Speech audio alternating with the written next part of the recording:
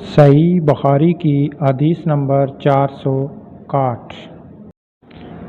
آپ نے فرمایا کہ گزشتہ رات ایک سرکش جن اچانک میرے پاس آیا۔ یہاں اس طرح کی کوئی بات آپ نے فرمائی، وہ میری نماز میں خلل ڈالنا چاہتا تھا، لیکن خداوند تعالیٰ نے مجھے اس پر قابو دے دیا، اور میں نے سوچا کہ مسجد کے کسی ستون کے ساتھ اسے باندھ دوں تاکہ صبح کو تم سب بھی اسے دیکھو۔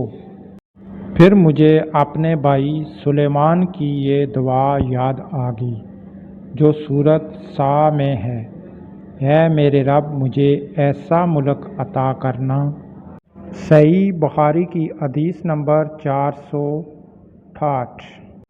نبی کریم صلی اللہ علیہ وآلہ وسلم جب مکہ تشریف لائے اور مکہ فتح ہوا تو آپ نے عثمان بن طلحہ رضی اللہ عنہ کو بلایا، جو کعبہ کے متولی چابی بردار تھے۔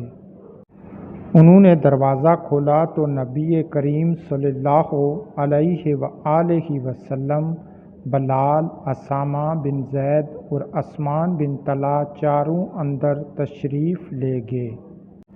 پھر دروازہ بند کر دیا گیا اور وہاں تھوڑی دیر تک ٹھہر کر باہر آئے۔ ابن عمر رضی اللہ عنہ نے فرمایا کہ میں نے جلدی سے آگے بڑھ کر بلال سے پوچھا کہ این حضرت صلی اللہ علیہ وآلہ وسلم نے کعبہ کے اندر کیا کیا؟ انہوں نے بتایا کہ این حضرت صلی اللہ علیہ وآلہ وسلم نے اندر نماز پڑھائی تھی۔ میں نے پوچھا کس جگہ؟